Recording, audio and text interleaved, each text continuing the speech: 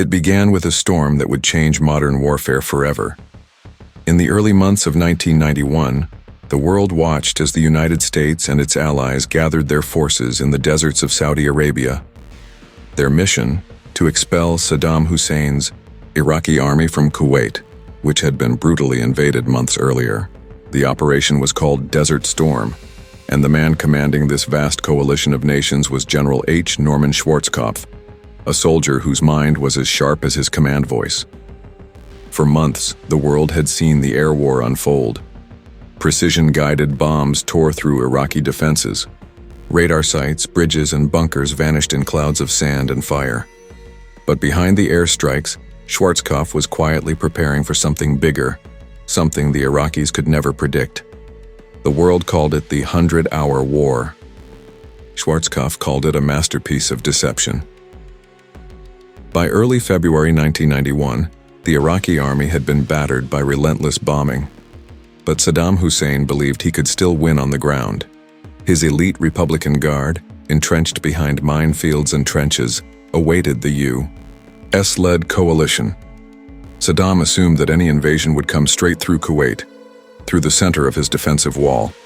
And why not? It was the shortest route. The terrain was flat, predictable, and filled with fortifications. But what Saddam didn't know was that the real blow would come from an unexpected direction: the West. Schwarzkopf's plan was audacious. He called it the left hook. Instead of attacking head-on, coalition forces would feint toward Kuwait, tricking Iraqi commanders into reinforcing their forward lines. Meanwhile, a massive armored force, hundreds of tanks, armored vehicles, and tens of thousands of troops, would swing wide through the desert to the west, completely outflanking Saddam's army. The goal was simple: to encircle and annihilate the Iraqi forces from behind before they even realized what was happening. The deception began weeks before the ground assault. Coalition forces staged mock amphibious drills near the Kuwaiti coast. The U.S. Navy positioned warships visibly in the Persian Gulf. The Marines made a show of preparing to storm the beaches. Saddam took the bait. He concentrated his forces along the Kuwaiti shoreline, convinced that an American amphibious assault was imminent. But there would be no beach landing. The real strike would come from hundreds of miles away, across the empty desert, where no one expected an army to move. As February 24th dawned, the ground war began. Under Schwarzkopf's command, the coalition unleashed its full might. To the east, U.S. Marines and Arab coalition forces advanced into Kuwait, creating the illusion of a frontal invasion. Iraqi resistance was fierce but scattered, their communication lines shattered by weeks of bombing. In the west, hidden under the sandstorm and early morning haze, the left hook began to move. The U.S. 7 Corps, a powerful armored formation including the 1st Infantry Division, the 1st Armored Division, and Britain's 1st Armored Division, advanced deep into the Iraqi desert. They were followed by the 68 Airborne Corps, including the famed 101st Airborne and 82nd Airborne Divisions. Moving hundreds of miles through featureless terrain, they maneuvered with precision guided by satellite navigation, a revolutionary use of GPS in warfare. The Iraqis never saw them coming. Their radar and reconnaissance assets had been obliterated. What remained of Saddam's field commanders were blind, deaf, and isolated. Schwarzkopf's plan was unfolding perfectly. Within hours, the coalition's armored spearheads reached the western flank of the Iraqi army. Instead of facing a frontal assault, Saddam's million-man army suddenly found itself being surrounded. In Kuwait City, Iraqi soldiers watched in confusion as American airstrikes intensified along the front.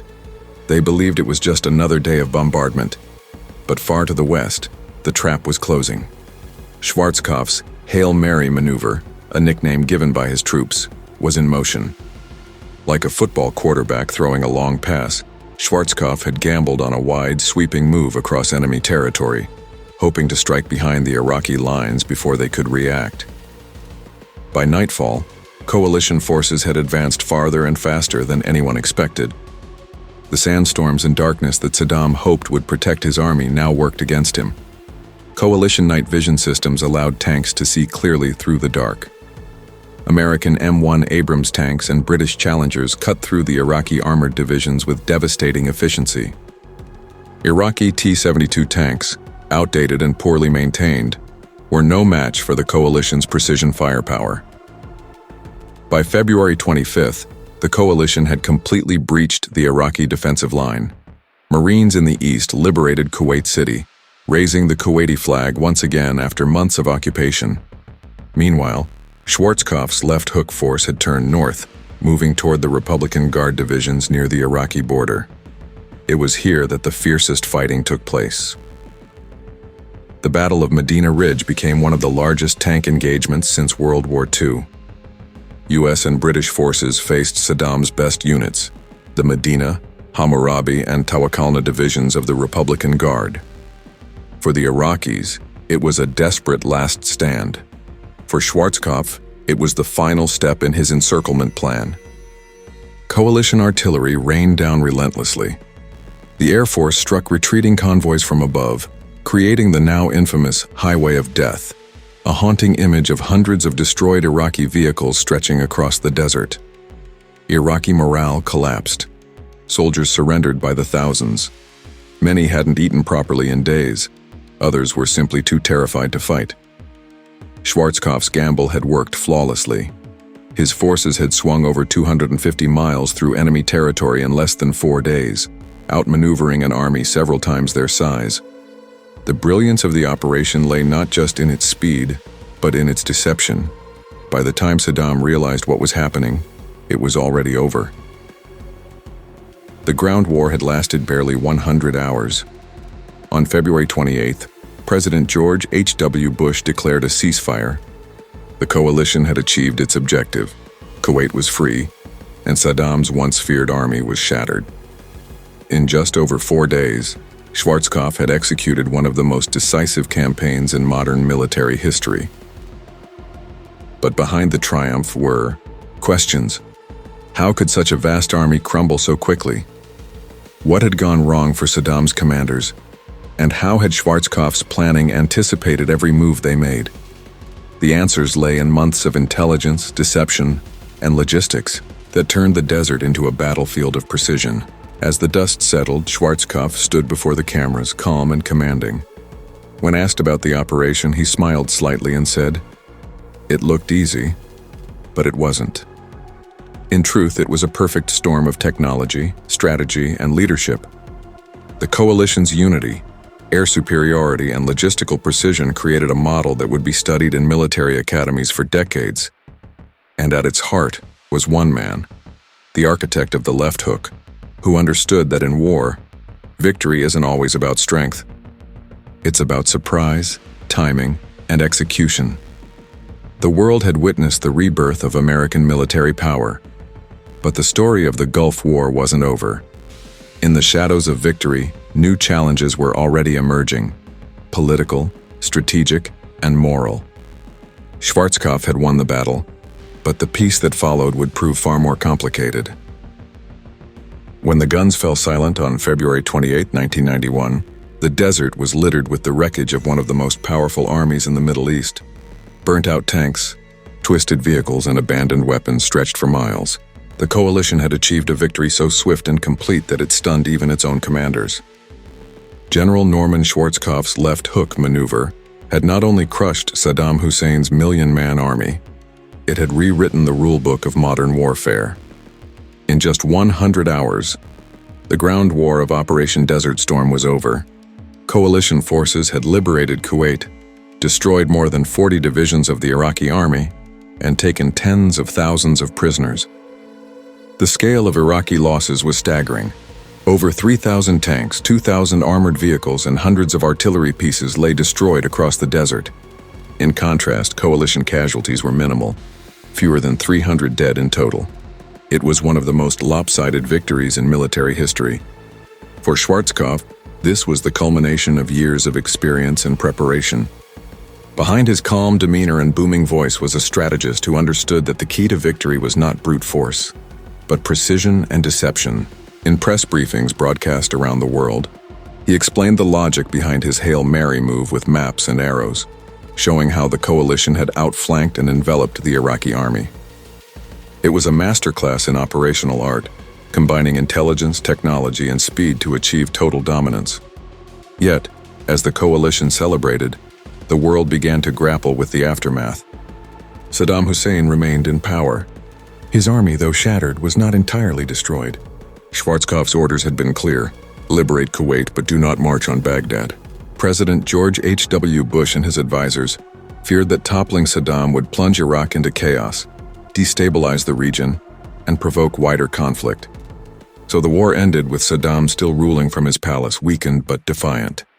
In the days that followed, disturbing images emerged from southern Iraq.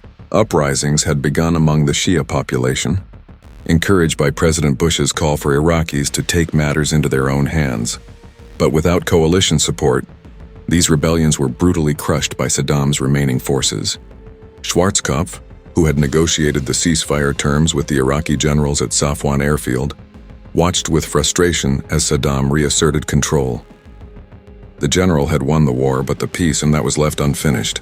Still, the military achievement could not be denied. Desert Storm marked the dawn of a new era in warfare. It showcased the power of satellite communications, stealth technology, and precision-guided munitions. The world watched smart bombs glide down chimneys on live television. It was the first war fought in the age of instant media, a conflict broadcast in real time, shaping public opinion hour by hour. Behind the spectacle was the incredible logistical feat that made the left hook possible. Moving 500,000 troops along with thousands of tanks, trucks, and aircraft across the desert required meticulous planning. The coalition had built entire cities of tents, airfields, and supply depots in the sand. Every gallon of fuel, every bullet, every meal had to be delivered across hundreds of miles of barren terrain. Schwarzkopf's staff managed this colossal operation with precision, coordinating 34 nations under a single command structure, an achievement rarely matched in military history. Schwarzkopf himself became a global icon. Dubbed Stormin' Norman by the media, he was admired for his toughness, clarity, and humility. When he addressed his troops, his voice carried the weight of history. He told them they had restored America's pride after the Vietnam years, proving that discipline, unity, and leadership could still define the U.S. military. For many, Desert Storm erased the shadow of defeat that had lingered since the 1970s. But Schwarzkopf was not a man intoxicated by fame. In interviews, he often reminded people that war, no matter how successful, was still about loss. He spoke of the young soldiers who would never return home, of the chaos and destruction that followed even the cleanest victories. To him, the true measure of success was not in the number of enemy tanks destroyed, but in the lives saved through careful planning and swift execution. In Baghdad, Saddam Hussein clung to power defiant as ever. He declared victory in the face of overwhelming defeat, telling his people that Iraq had stood firm against the forces of the world. But the truth was far different.